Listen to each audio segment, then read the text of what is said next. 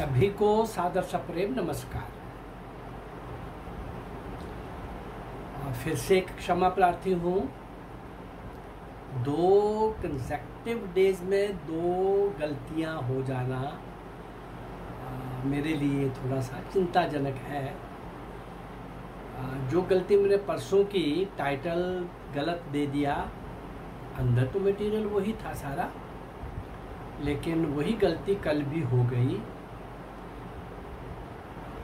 चंदर सिंह गढ़वाली का पार्ट 2 जो देना था, मैटर वही दिया, पर अगला जो मैं तैयारी कर रहा था, एक महान क्रांतिकारी रोशनलाल मेहरा की,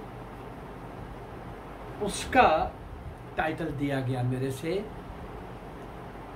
तो अभी उसको चंदर सिंह गढ़वाली पार्ट 2 मानिए, जो मैंने कल भेजी है,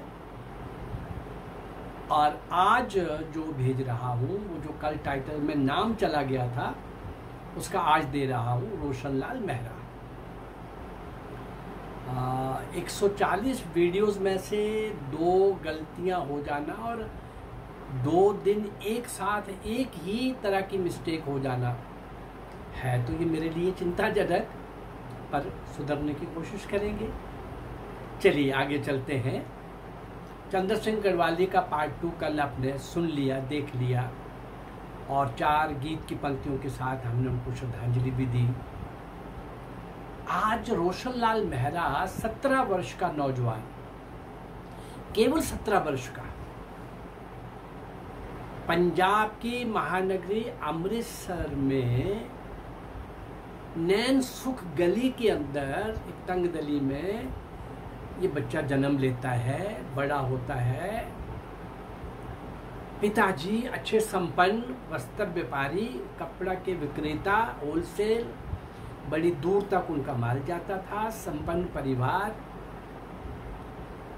और ये श्रीमान जी, पिताजी इनके धनी राम जी, जो कपड़े के व्यापारी थे, अच्छे बड़े व्यापारी थे।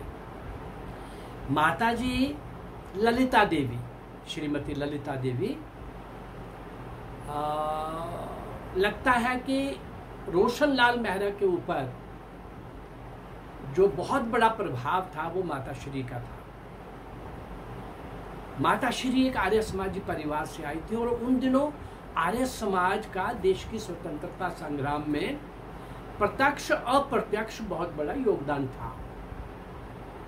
वो इस बच्चे को गायत्री मंत्र सुनाती, वो इस बच्चे को स्वामी दयानंद जी का, स्वामी श्रद्धानंद जी का सारा कुछ बताती, वो इस बच्चे को हिंदी हिंदुस्तान के बारे में बताती, वो इस बच्चे को वेद उपनिषद पुराण गीता महाभारत रामायण के बारे में कुछ अच्छी विदुषी थी। इनकी महिला संस्कारित थी, केवल विदुषी नहीं थी, चाहती थी कि मेरा बेटा अच्छा बड़ा देशभक्त बने और देश के काम आए, देश का काम करे, भारत माँ के लिए ये समर्पित हो जाए। शुद्ध हृदय से भारत माँ की हुई ये इच्छा, उसकी ललिता माँ की ये इच्छा, और उनका कर्म भी, उनका प्रयोजन भी, उनका प्रयास भी ऐसा ही था। तो ये रोशनलाल मेहरा 17 साल की आयु में अमृतसर के अंदर उत्तर प्रदेश के एक क्रांतिकारी शंभुनाथ आजाद, वो अपने काम में लगे हुए थे। इस तरफ लाहौर, अमृतसर, उस समय भारत एक था, तो ये इन बड़ी नगरियों में क्रांतिकारियों की बहुत बड़ी गतिविधियां रहती थी। तो अमृतसर में शंभुनाथ जहाँ लगे हुए थे, शंभुनाथ आजाद लगे हुए थे अपने क्रांतिकारी गतिविधियों को विस्तार देने में, संपर्क सूत्र बढ़ाने में, नए नए नौजवान ढूंढने में। और ये श्रीमान जी ढूंढते ढांढते, और पिछले जन्म की कुछ पुण्याई इस नौजवान को खींच के ले गई शंभुनाथ आजाद के पास। बहुत जल्दी आपस में परिचय हो गया, घनिष्ठता हो गई। शंभुनाथ आजाद बम बनाने का काम वहां कर रहे थे, कुछ साथियों को सिखाना शुरू कर दिया था, और ये भी उसमें लग गए। इसी क्रांतिकारी दल में एक संगीत दल भी बना हुआ था। उस संगीत दल का अर्थ इतना ही था कि लोगों को देखने में ये लगे कि ये गाने बजाने वाले लोग इकट्ठे होते हैं, अभ्यास करते हैं, रियाज करते हैं, प्रैक्टिस करते हैं। उनमें 2-4 कुछ उस प्रकार के गीतकार भी रख लिए थे साथ में, ये भी उसी में थोड़ा बहुत ये भी गा लेते होंगे, ये भी उसी में कोई पूछता तो हाँ भाई मैं आजकल संगीत सीख रहा हूँ। लेकिन वो बम बनाना सीखने जाते थे, काफ़ी मात्रा में बम वहाँ बनने शुरू हो गए। अब सवाल ये था कि बम बन तो गए पर इनका परीक्षण, तो परीक्षण का मुश्किल काम, सबसे मुश्किल काम रोशनलाल मेहरा को मिला। अमृतसर के एक बहुत बड़े परिवार धनी राम, एक संपन्न परिवार धनी राम मेहरा के घर पैदा हुआ ये नौजवान किस तरफ चल पड़ा हुआ है अभी घर वालों को नहीं पता, अभी समाज को नहीं पता, सरकार को नहीं पता, देश को नहीं पता। परीक्षण जैसा मुश्किल काम जिसमें जान हमेशा हथेली पर रहती ही है, और पहला परीक्षण का भी अवसर इसी को दिया गया, रोशनलाल मेहरा को। और पहला परीक्षण रोशनलाल मेहरा में अपने ही अमृतसर की कोतवाली में जाके किया। कोतवाली में क्यों? जो लोग सत्याग्रह वगैरह करते थे, भारत माता की जय बोलते थे, वंदे मातरम बोलते थे, उनको इस कोतवाली की पुलिस कई बार अत्याचार ढाती, कई बार परेशान करती, सजाएं देती। कोतवाली में भी निर्णय भी होने होते हैं, कोर्ट भी वही होती है। तो पहला परीक्षण वहां किया जाए, उनके कान खोले जाएं जरा। और वो पहला ब्लास्ट जो हुआ सफलतापूर्वक हो गया, बम ब्लास्ट हुआ, कोतवाली में हुआ। कोतवाली के बहुत सारे हिस्सा गिर गया, टूट गया, कुछ सिपाही जख्मी हुए, मरा कोई नहीं उस कांड में। और पुलिस ने काफी कोशिश करने के बाद भी वो इस नौजवान को या किसी को भी ढूंढ नहीं पाए, कोई पकड़ में आ नहीं पाया। जब हाथ कुछ नहीं लगा, लेकिन पुलिस तो लगी रहती है अपने उनके रिसोर्सेज, वो तब तक बैठते नहीं जब तक उसका निष्कर्ष ना निकले, क्ल्यू का कोई रिजल्ट ना निकले। पुलिस अपना काम कर रही थी और ये एक काम करने के बाद बड़ी चालाकी से ये काम हुआ था और सफलतापूर्वक हुआ था। तो अमृतसर के अंदर बम बनाने का बड़े पैमाने पर, कि ये तो किसी को नहीं पता, ये नहीं है, ब्लास्ट भी किसने किया ये भी पता नहीं है। शंभुनाथ झा को जब कहा गया कि बम ज़्यादा संख्या में बनाओ, हम बहुत सारे शहरों के अंदर जा कर के हम अपने साथियों को देंगे। अब बड़ी संख्या में बम बनाना है तो बड़ी मात्रा में धन भी तो चाहिए ना। राजनीतिक डकैतियाँ, ये वो, कुछ संपन्न परिवारों को लूटा जाए, कई तरह के विचार मन में आए। रोशनलाल मेहरा ने क्या बोला, बाकी सब बाद में करेंगे, चैरिटी बिगिंस एट होम, मैं अपने घर से शुरू करूंगा। तो किसने कहा घर तुम डकैती मारोगे? भाई किसी के घर तो मारेंगे तो वो भी तो घर ही होगा ना।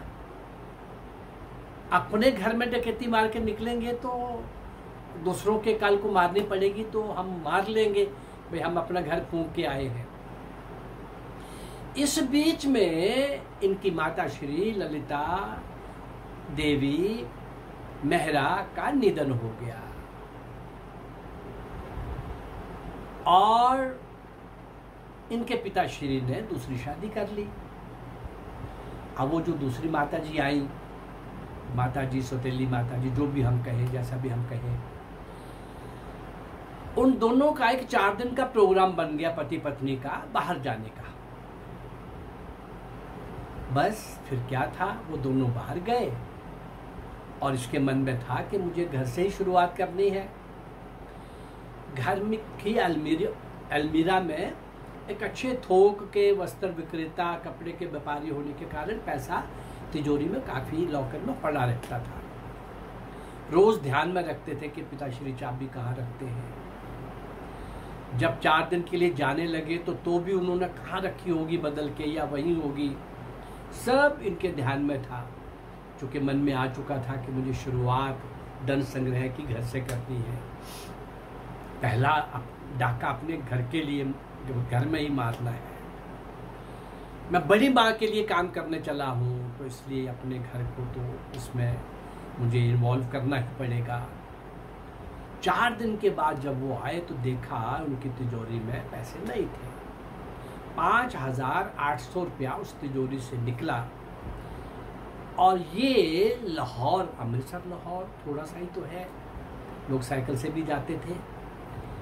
वहाँ के एक व्यापारी थे रामविलास शर्मा, बड़े व्यापारी थे, लेकिन वो वहाँ क्रांतिकारियों को पर्दे के पीछे से कुछ न कुछ देते रहते थे। इन्होंने भी ये पैसा उनके पास रख दिया कि जब वो आएंगे माता पिता तो शुरू करेंगे खोजबीन।